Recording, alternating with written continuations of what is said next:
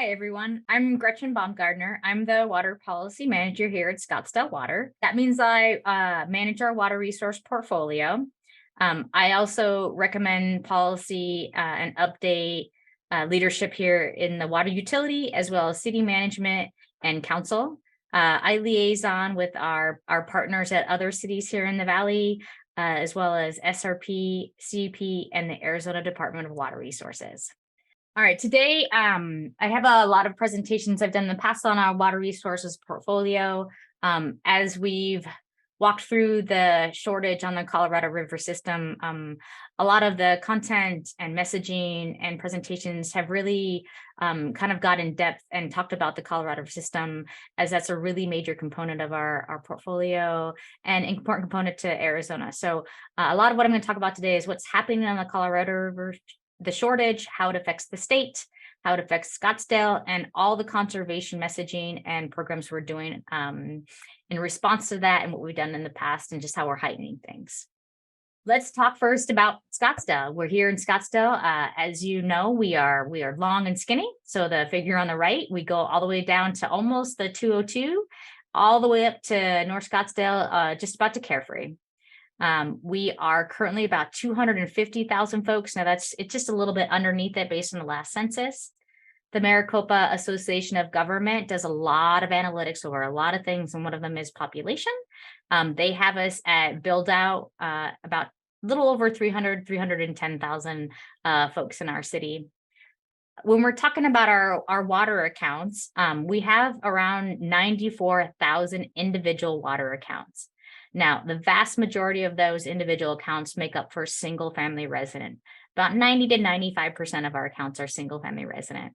The rest, 5% multifamily residential and 5% commercial or non-residential accounts. In 2021, I don't have 2022 numbers yet. In 2021, we delivered 82 million gallons per day, or just under 92,000 acre feet. Now, as a water resource person, I speak in acre feet. So 1 acre foot is just what it sounds like. It is an acre, a foot deep of water. 1 acre foot is enough to supply a Scottsdale family of 4 for 1 year. So let's talk about that water delivery and how the different components of our water structure make up the water deliveries that we deliver those 92,000 acre feet to our customers. About 75% of the water we delivered last year, and nominally most years, is around 75% is Colorado River water. The vast majority of our portfolio is Colorado River water, which means what's happening on the Colorado River, it highly affects us. The caveat there is Colorado River, regardless of what city you're in and regardless of what percentage that is still going to affect those folks. We have a sliver of Salt River Project water. I'm going to go back one more slide to the figure on the right, which is our city. That area down there in blue, South Scottsdale, everything south of the Arizona Canal, has access to the Salt River Project water. Now, Salt River Project water, or SRP water, I have a whole different presentation that talks about the ins and outs of that. It's governed in a completely different way than Colorado River water. The governance of water in West is incredibly complicated, which is why most cities have someone like me that exclusively works with water and water policy. So the SRP water is governed completely different. It's what's called appurtenant to the land, and which means it could only be used on the land that it's applied to because they have the right to that water. So we have a small sliver of the SRP water we can only use in South Scottsdale, although things like the Colorado River water we can use wherever we want to in our service area. Another small component of our portfolio currently right now is groundwater. We used about 4% last year, and we do that by design currently. For the last several decades, we've been really cognizant, and this is the governance structure of the Arizona, is to try to reduce our groundwater reliance. So City of Scottsdale has kind of gone one step further and tried to really hone that in and not use as much groundwater as we can. We only use it in the summer for things like peaking and the needs of the distribution system. We do that to keep our aquifers as healthy as possible. So when we need to call on it in times of shortage and drought, we do. So in the coming years, that piece of the pie could and probably will get potentially a little bigger as the blue portion, the Colorado portion, gets further reduced. Another portion of our portfolio is going to be reclaimed water or treated wastewater.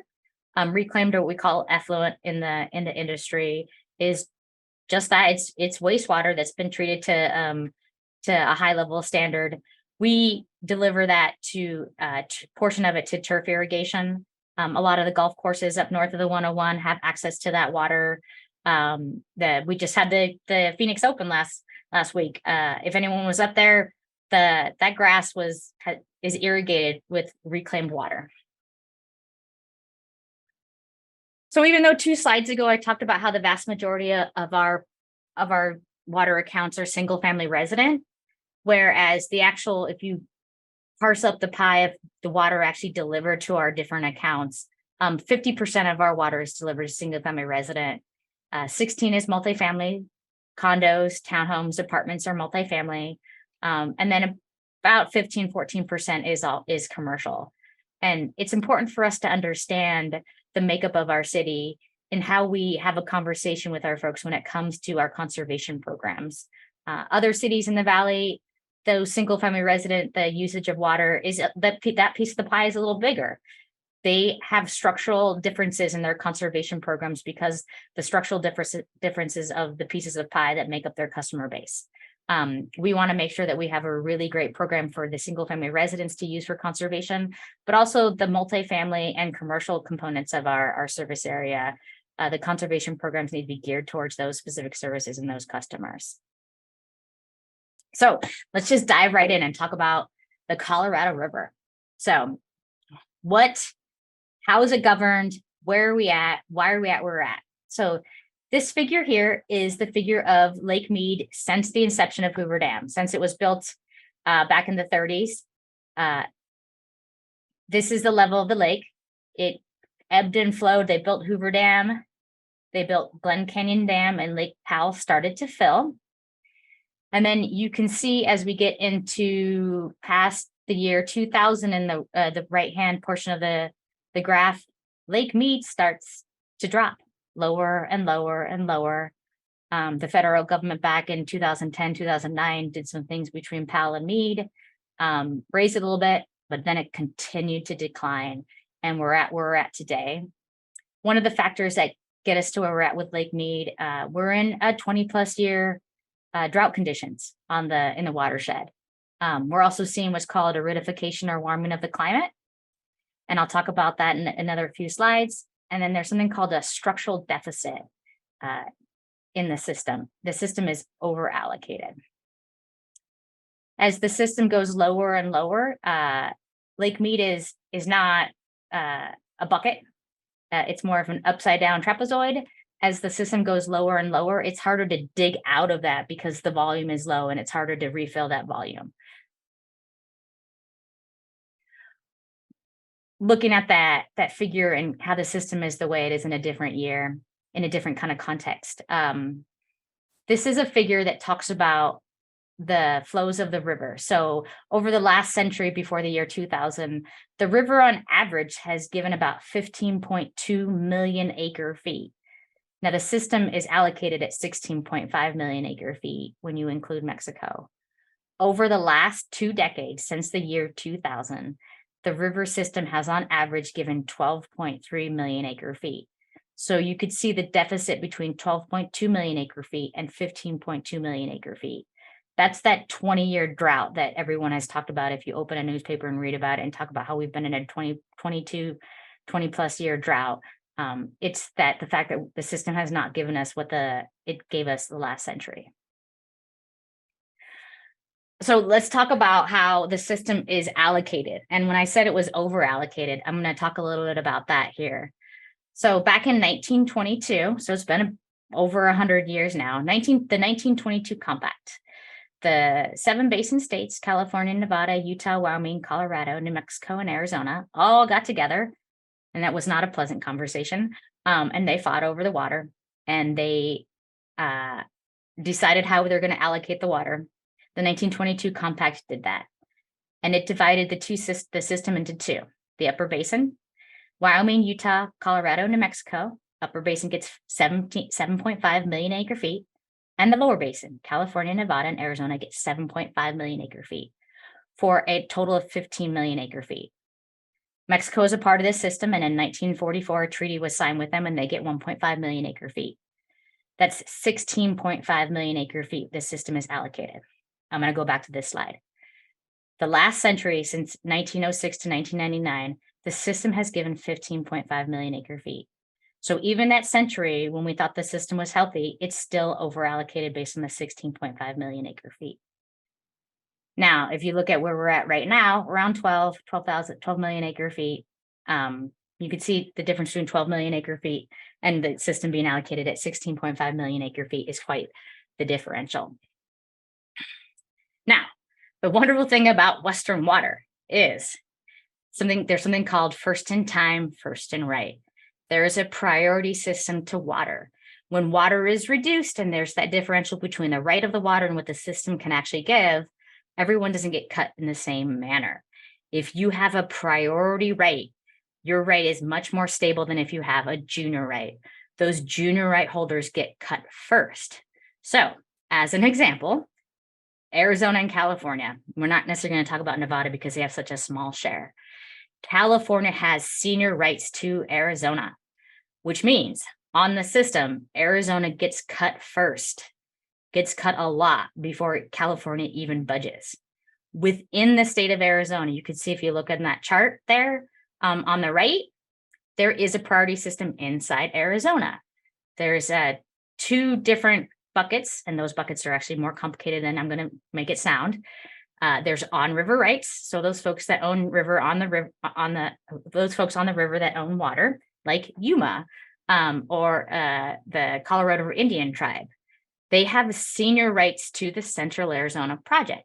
So when Arizona gets cut, Central Arizona Project has junior rights and they get cut first. I promise you, it's super complicated, and even within the Central Arizona Project system, there is a priority, and I will talk about that in a couple of slides. So let's talk about what those cuts actually mean based on some of the agreements that happened over the last 2 decades. There's something called the 2007 Interim Guidelines, and then the Drought Contingency Plan that happened in 2019. And those shortages that happen on the system and divvy up the buckets of Colorado River water happened to Arizona first. So the governance system is based on the elevation of Lake Mead. If you've been up to Vegas and past Lake Mead lately or seen a picture of Lake Mead, you could see it's continuing to decline, and you could see those bathtub rings. And so as that lake declines, it triggers an additional shortage. Those bubbles in that figure on the right are the bubbles of shortage that happens. So Arizona's 2.8 million acre feet, and I have this on this one. So California gets 4.4 million acre feet, and Arizona gets 2.8 million acre feet. And of that, CP, Central Arizona Project, get 1.6 million acre feet. So we're currently sitting in a tier 2A, which is that green bubble. So 592,000 acre feet have been shorted from the Central Arizona Project's 1.6 million acre feet. And it gets bigger and bigger as the Lake Mead drops lower and lower in elevation. So let's talk about the projection of the different reservoir systems that govern our system. So there's 2 big reservoirs, the biggest reservoirs in the system. There's Lake Powell, which we aren't governed for shortage, but there's a reason why Lake Powell, and I'll go back to this. You can kind of see, if you don't know, I don't want to assume everybody knows where Lake Powell is. Lake Powell's up there by Page. Lake Powell kind of governs how the upper basin passes their water to the lower basin. So this is what's called the 24-month study, which the Bureau of Reclamation puts out every single month. This is January's study. And it's based on the hydrology for the next 24 months, based on what's a 90th percentile, which is the dotted blue line, the 50th percentile, which is the dotted green line, and the 10th percentile, which is a dotted red line. The 10th percentile would be a really dry winter or low flow winter. And the 90th percentile would be a wet winter and a really great runoff. The problem with Lake Powell and what's happening at Lake Powell is you could see that red horizontal line, and the lake system kind of skirts with it depending on which probability you're looking at. If the lake goes below that red horizontal line, you fall below what's called minimum power pool, which means that you can't generate electricity anymore, and also means you can't really pass as much water. And I will show you why that is. So this is a profile view of the dam. It's a little bit easier to understand. So if the lake goes below that power pool, which is the 3490, the federal government is trying to save this from not happening.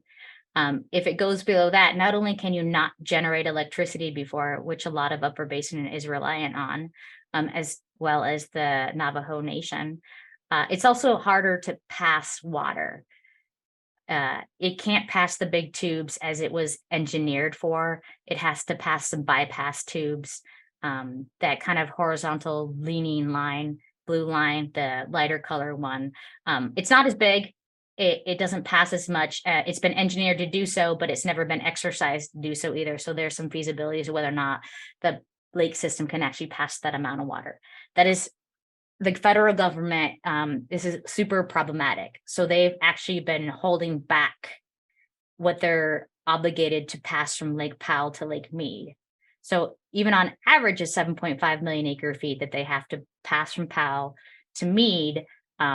They're doing some really fun shell games and not passing that much to stabilize the lake and try to prop it up. Now, that affects Lake Mead.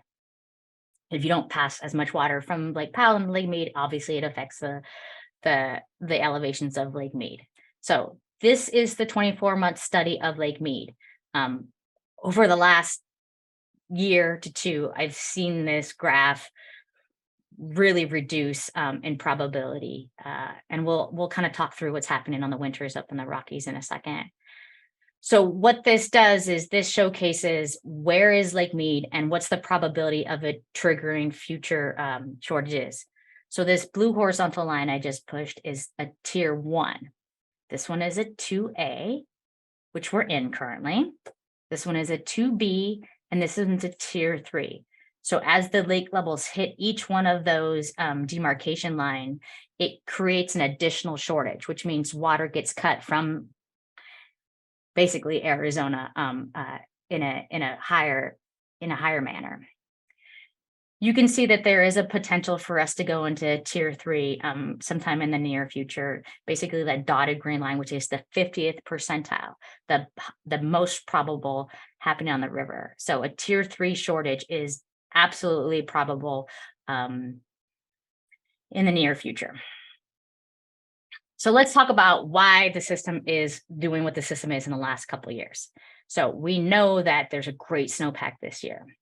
Let's talk about the last 2 years and also what kind of snowpack happened in the last 2 years. In water year 21 and water year 22, and water years is just October, September. So it basically goes through what's called the runoff season. In those water years, water year 21, we had 84% of the 30-year average of the snowpack. So it was a great snowpack. In water year 22, I'm just going to say calendar year because it's going to be a little easier. They had was 91% of snowpack. So last year, the snowpack was almost just basically average. However, when the spring comes and that snowpack turns into stream flow, which we call runoff, the runoff into the river system, and then eventually into the reservoir system, that runoff has been 37% and 58%. So the snowpack does not equate to water supply. And why is that? This is what climatologists are calling aridification of the climate. When the spring comes, instead of it gradually getting hotter, it quickly gets hotter. It gets hot sooner and faster, and it's windier. So that snowpack, instead of gently turning into runoff and stream flow and river flow, it sublimates into the atmosphere and doesn't turn into stream flow. This is super alarming because it's hard to understand what the actual system can give. It's hard to understand right now where we sit, even though the snowpack on the Colorado is, I think it's about 120, 115 of average. We don't know what that means for runoff because we don't know exactly how the spring is going to affect the snowpack. So what are the powers that be doing about this? So the federal government, the Bureau of Reclamation, which manages the system, over last summer did some modeling. This system was super concerning. And the US commissioner, the USBR commissioner, called for an additional extraordinary reduction of the system, anywhere from 2 to 4 million acre feet extra in reductions. These two modeling scenarios on the right, they did some additional modeling scenarios. Over the next several years, if runoff was anywhere between 76 to 56%, then the system, if it were 56%, and you can see last year that was basically what it was.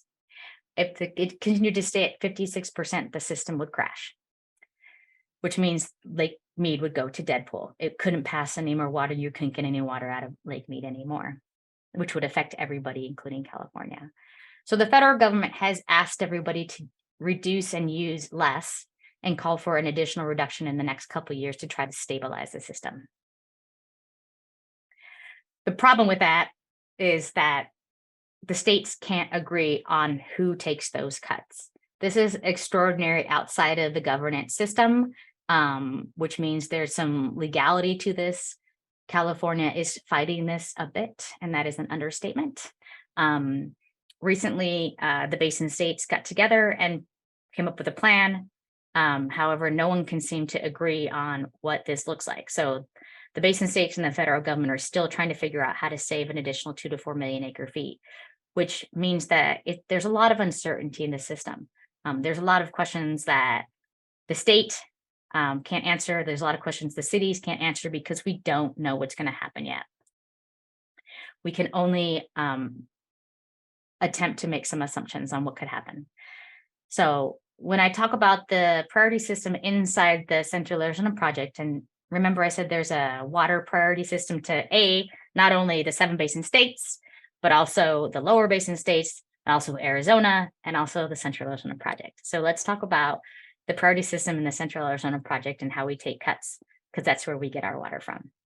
So the very colorful figure on the right, actually this slide is just very colorful in general. The very colorful figure on the right is what's called the Central Arizona Project Priority Stack. The top portions of the stack are junior right holders, and the bottom of the priority stack are senior right holders. The very colorful table on the left are the different buckets of water that Scottsdale has access to. So, and they're color coordinated. In a 2A, which is the tier shortage that we're currently in, you can kind of see the arrow in the stack on the right. Those folks in the agricultural pool that got water, Pinal County agricultural pool, and then also Maricopa, those folks have been cut off in this system as we sit. And then also those folks that own or have access to NIA priority rights. About 4% of our portfolio is NIA priority. So in a 2A, we don't have access to that water right now. The vast majority of Scottsdale's water is either M&I, which is municipal and industrial, or Indian leases. We have 2 Indian leases. So the vast majority of water this year for Scottsdale has not been touched. However, as we go deeper into 2B and mostly a 3, or the potential of the unknown below a 3 is really when we get concerned and when our water gets shorted in a way that it is greatly concerning to us. This is a figure that came from our drought management plan. Per statute, all providers have to have a drought management plan, which means if it's instituted, they have different phases and they go deeper and deeper as the supply gets cut deeper and deeper, which means we have to have conservation and what's called demand management tools available to us. This is an approximation of how much we assumed we would get reduced depending on which tier of the Colorado River shortage that we're in. So currently we're in a 2A, as you can see by the red circle. we're reduced, like I said, that NIA allocation, we're reduced about 3,400 acre feet or 3 million gallons per day. Now, because we are a desert and we live and we're in Desert City, us and a lot of other providers here in the Valley, our water resource portfolio has a lot of different elements to it. So we take our Central Arizona Project water, our Colorado River water, and we serve it to our customers once it's obviously been treated. And then we have an additional amount of it that we put in what we call our savings account. I'll talk about that in a second. So this amount of water that we cut this year is a portion of our savings account that we're actually getting cut. What's more challenging, though, is as we go deeper and deeper into a tier 3 or even below that, and the additional amounts that we get shorted for that year grows bigger and bigger. So it's hard to understand when and how far that oval will shift to the right. So let's talk a little bit about our savings account. Water resource portfolio, actually a lot of things. Is it an analogy that really is helpful is like your personal finances. So like I said, our portfolio has a lot of different elements to it. By design, we have more water than we have demand for currently. So that additional water that we have, we put in our savings account, just like any of us here on the phone call will do with if you get a paycheck, a portion of it will go into your savings account. This is a table that is just a snapshot of our savings account. So every single year, we put the additional Central Arizona Project water that we have a right to and access to, and we recharge it in the aquifer underneath our feet to be able to draw on the later date. We do that with advanced treated wastewater too. It's called effluent. We have been doing that for decades. So this is just a snapshot of a 5-year process, but we have been doing it for decades. On average, over the last 5 years, we've recharged around 15,000 acre feet. I'm going to go back to this chart. If you look at the right-hand side of the chart, in a tier 3, we have calculated an assumed reduction of 15,000 acre feet. So that's actually really great and comforting to understand that what we have in our savings account and what we put in our savings account on average is what we would be cutting in tier 3. Now, this is like you or I, we pull into our savings account because the AC broke and we needed that. We have to send a kid to college and we need that and we plan for it. The problem that we are facing is the uncertainty on the river and how the federal government will govern it in the future is how long do we have to live on our savings? That is unknown at the point. Once we have to dip into our savings account, which we can do and we will do, how long we have to live there is the biggest uncertainty and is very challenging to plan for as we try to figure out what the Colorado system will actually give us, what a ridification of the climate will actually do long term, and how the federal government will deem the system needs to be governed. So with that, let's talk about conservation aspects and what the city has done and what all customers in the city can do in concert to help be as efficient as we can with our water resources that we have. Efficiency is the name of the game, using every single drop of water we have to a very specific purpose and efficiently as we can. So what have we done? We were the first city in the state to activate our drought management plan. And as I said before, all providers have to have a drought management plan. We were the first to activate it. Eventually, all the other cities in the valley activated theirs as well. We're expanding our conservation and our messaging. It's really important to get the message out, and it's very challenging. People are bombarded by content every single day. So as much as we can partner with every single customer and the community to get the message out, conservation is a very important tool as we move through what's happening in Colorado. We're increasing our groundwater capacity so we can pull on those savings accounts. And I'll talk about how we're expanding our smart AMI meter technology and coupling that with a water smart portal, our HOA water budgeting program, our facility audit program, and a bunch of other educational aspects to our program that we're really trying to grow and get people aware of. So our drought management team is a part of our drought management plan. When we activated it, a lot of city divisions and departments got together. We have a conversation every single month about what's happening on the Colorado River, what's the shortage, so everybody knows what's happening and how the different departments and divisions are being activated and doing their part. We called for a 5% voluntary reduction in city and also community use. Internally to the city, we have done facility audits, every single facility, and internally, we want to put our house in order first. The city parks they started doing this 2 decades ago.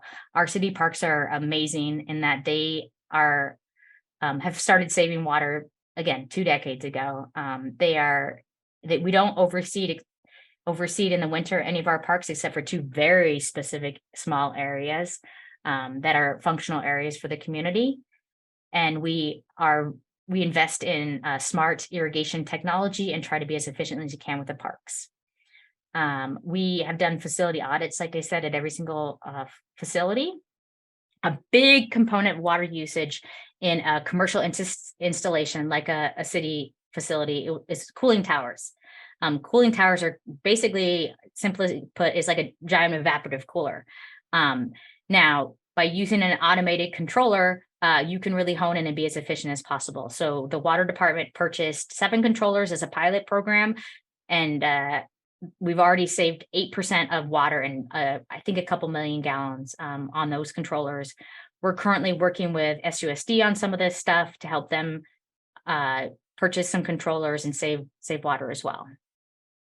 So that 5% recommended and voluntary consumption decrease, we are trying to message folks to be as aware as possible of how much water they use and try to reduce their consumptive use by 5%.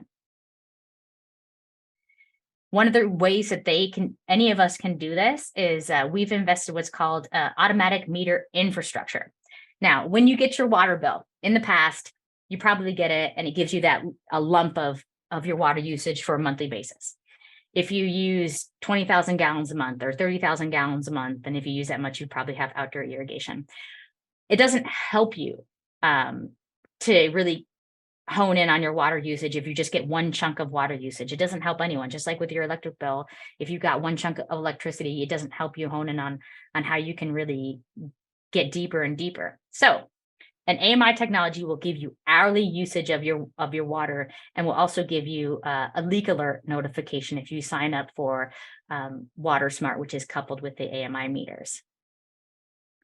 And so the leak alert detection for an AMI meter, there's an algorithm based in the system that if it detects a leak that's using 10 gallons per hour or more for a 72-hour time period, it will send an email or a text to the person and let them know that there's a suspected leak and walk them through some potential steps to try to find it.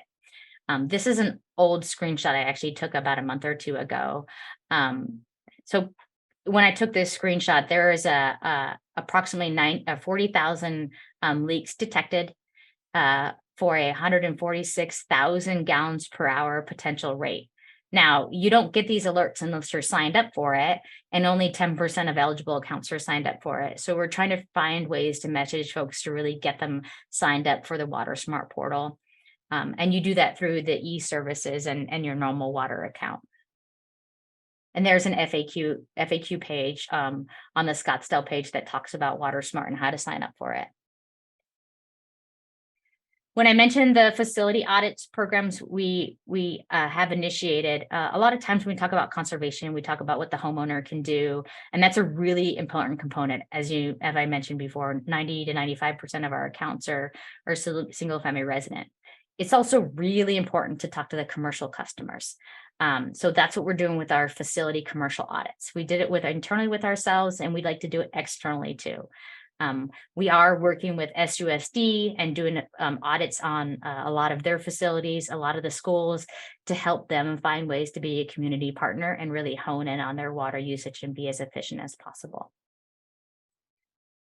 One of our really exciting newer programs, this is a couple years old, is and has had 400% increase in participation, is our HOA and multifamily resource program. So we have an HOA program where we'll talk with an HOA.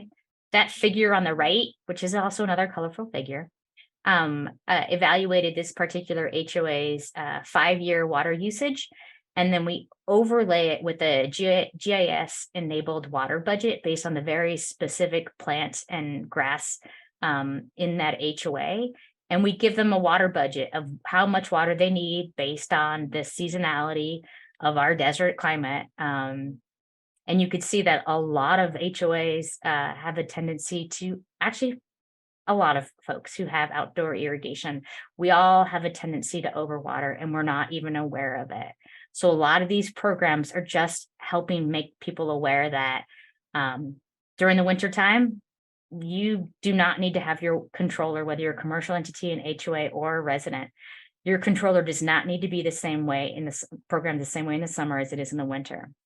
You do not need to program your irrigation controller in the summer 5 days a week. We're going to undergo a new campaign in the next 2 months to tell people you only need to irrigate 2 times a week to satisfy your outdoor irrigation needs.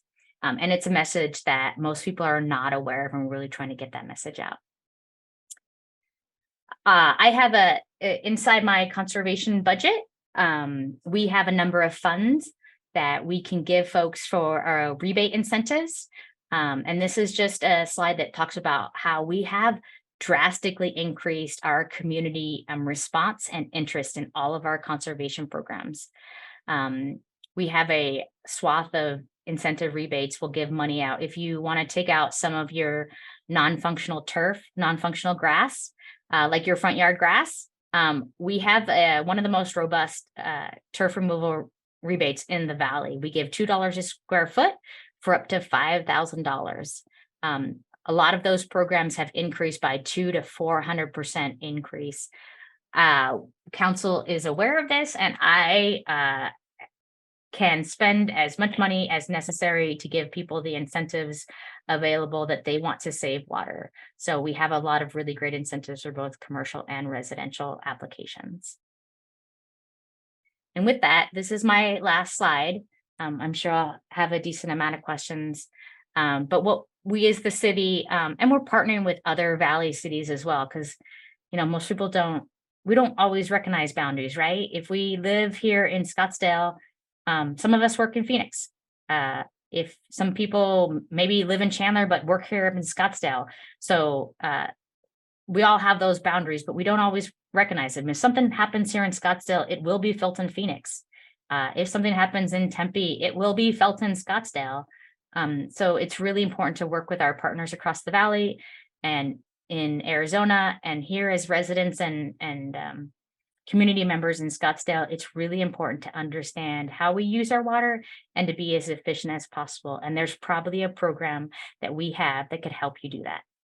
And with that, I will take any questions. Let's see, my friends recently took some tours of downtown Scottsdale and were told Scottsdale has plenty of water and no shortage.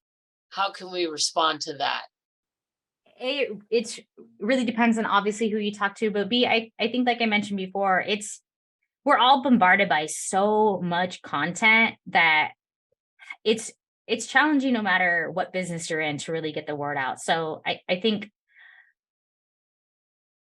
like this, if you're out there, you're listening to and you're concerned about it, I think sharing the city content that we have available to on the YouTube station, on our Facebook page, and just getting the word out, word of mouth, and talking with folks, visiting the website, asking questions. If that doesn't seem right, as you know, your city's always available here to answer any questions. It doesn't matter whether you have a question of water or you have a question of community services or parks or the city's always here to answer any questions. So if you feel like something maybe isn't correct, ask us. Get on the website and find out. We have a lot of FAQ pages for everything. We have an FAQ page for water, for conservation. You are always welcome to pick up the phone or send an email and ask if that information is correct. Gretchen, we have someone that is participating from Peoria. They live in Peoria and they're the HOA president. And so, of course, they're concerned about their water there in their city as well. They're wondering if you could refer them to who they could talk to about assistance for various things such as turf removal, etc. So what you could do, and I don't off the top of my head know their email inbox to their conservation office, but Scottsdale, along with the 10 other valley cities, are part of um, Arizona Municipal Water Users Association, or AMWA. And on AMWA's website, we'll have all the different cities' conservation pages that you should be able to link. So that's amwua.com. Are there rebates for decreasing your pool size or removing your pool? Yep, we are one of the only valley cities that have a pool removal rebate.